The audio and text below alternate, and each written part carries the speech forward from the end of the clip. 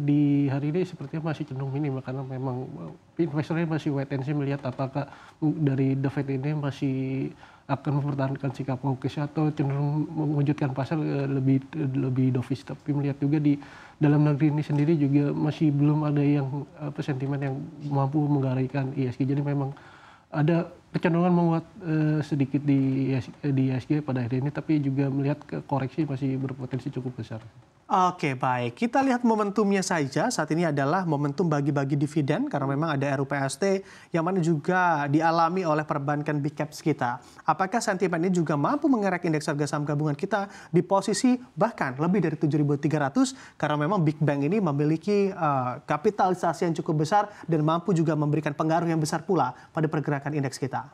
Kalau untuk perbankan, untuk sentimen dividen ini sejatinya menjadi sentimen positif karena memang mungkin bisa menggaraikan lagi saham-saham perbankan sebelum nantinya masa kumdet ya, di mana menjelang masa kumdet dividen ini saham perbankan cenderung terkoreksi. Tapi melihat juga beberapa hari sebelumnya ketika mungkin sebelum pemilu atau beberapa hari setelah pemilu ini pergerakan perbankan ini kenaikannya cukup signifikan. Jadi memang masih mengundang investor untuk melakukan aksi profit taking. Jadi sejatinya juga mungkin dari pergerakan yang memang sudah cukup tinggi, terus juga secara valuasi juga sudah cukup mahal. Jadi memang masih investor ini masih terlepas dari dividen ini masih akan profit taking. Oke, investor masih akan profit taking. Lalu untuk investor yang juga menginginkan profit taking di saham-saham perbankan big caps, masih adakah potensial upside di sana, Mas Chandra? Kalau untuk potensial kecenderungannya masih ada, tapi melihat juga dari pergerakan hari-hari sebelumnya, terus juga secara valuasi juga masih perbankan ini juga sudah cukup tinggi. Jadi memang aksi profit taking masih ada potensi cukup besar. Tapi melihat juga ketika nanti RUPS ini sudah beberapa bank sudah mengumumkan apakah dividen sesuai ekspektasi, saya melihatnya juga ini menjadi sentimen positif. Oke, baik. Lagi-lagi kita melihat momentum begitu ya pada pekan ini. Tentunya ada momentum, nanti ada pernyataan dari Ketua The Fed, Jerome Powell, yang akan juga dinantikan untuk membahas terkait potensi pemangkasan suku bunga dari Amerika Serikat. Sebetulnya bagaimana refleksinya terhadap gejolak pasar kita atau pasar dalam negeri? Kalau untuk The Fed ini tidak sebesar mungkin di Wall Street ya juga, tapi melihat apakah The Fed ini konsisten masih bertahan di hawkish atau cenderung berubah kembali di dovish. Jadi memang psikologis pasar ini masih dimainkan oleh sikap The Fed yang memang masih belum terarah kemana ya. Masih kemarin juga di pernyataan mungkin beberapa waktu lalu ini cenderung masih hawkish, tapi melihat juga apakah nanti ini masih akan cenderung hawkish atau sudah berubah ke dovish. Jadi memang psikologis pasar masih dimainkan di sini.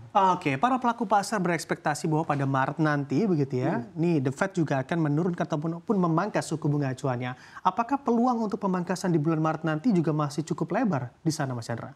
Kalau melihat di beberapa hari lalu ini cenderung menipis ya, di mana mungkin di awal tahun ini sempat probabilitasnya cukup besar, tapi melihat mungkin menjelang pertemuan ini cenderung terpangkas, ekspektasi mundur kembali mungkin di Juni mendatang. Jadi memang ketika The Fed ini memangkas Maret ini probabilitas cenderung terpangkas sih, cenderung mungkin menurun sedikit. Oke, baik. Kalau dihubungkan dengan yang mana Anda sebutkan tadi, prospek dari kinerja ataupun saham di emiten perbankan big caps kita masih cukup baik dan juga solid di tahun 2024 ini, bagaimana juga apabila nanti memang The Fed sebetulnya ada pemangkasan suku bunga di sana? Apakah memang langsung ngebut begitu kinerjanya atau sebetulnya masih ada transmisi di antara pemangkasan suku bunga tersebut? Kalau misalnya terjadi pemangkasan suku bunga di pertemuan ini, saya rasa masih ada transisi karena memang mungkin tidak langsung direspon oleh pasar. Mengingat juga mungkin masih ada sikap hawkish sendiri dari The Fed sendiri. Oke, baik. Kalau kita perhatikan begitu ya, walaupun memang ada bagi-bagi dividen, tapi mayoritas saham-saham perbankan big caps kita justru ada di zona koreksinya. Sebetulnya apa yang terjadi di sana?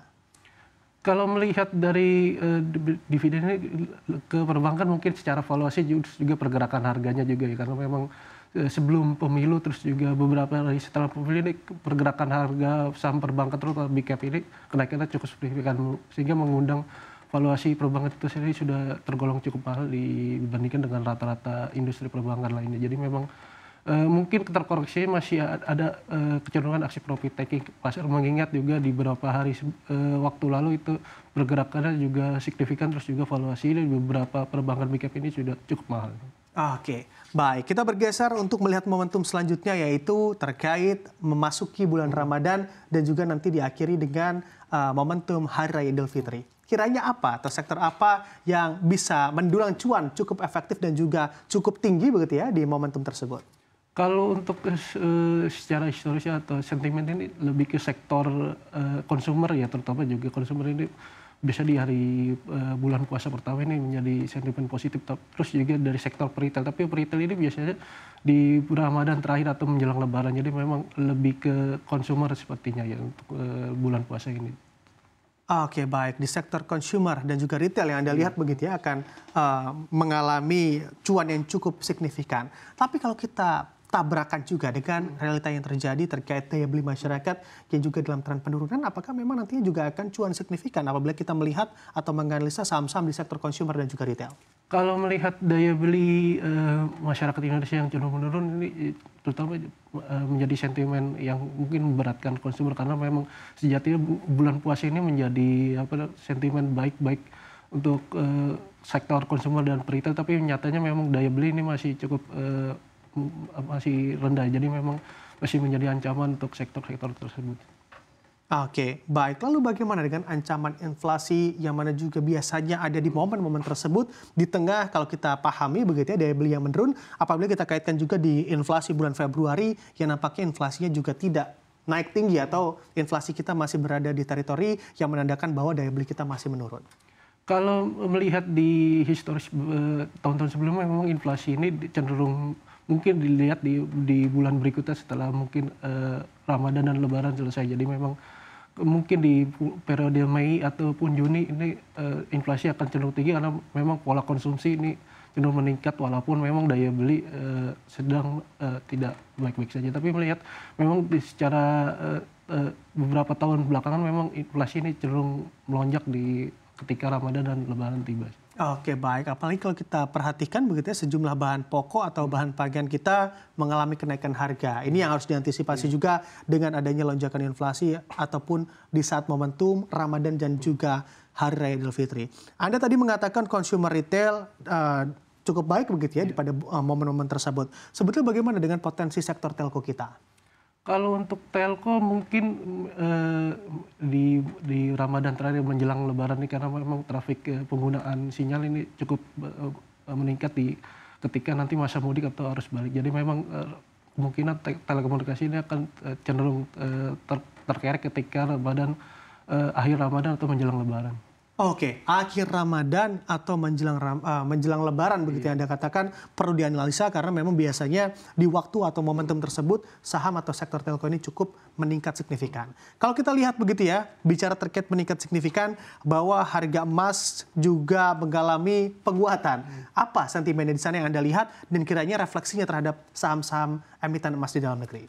Kalau dibilang untuk harga emas ini ada prospek pemangkasan suku bunga, tapi melihat apakah nantinya pemangkasan suku bunga ini akan berlangsung di Maret ini, saya rasa juga tidak seperti mungkin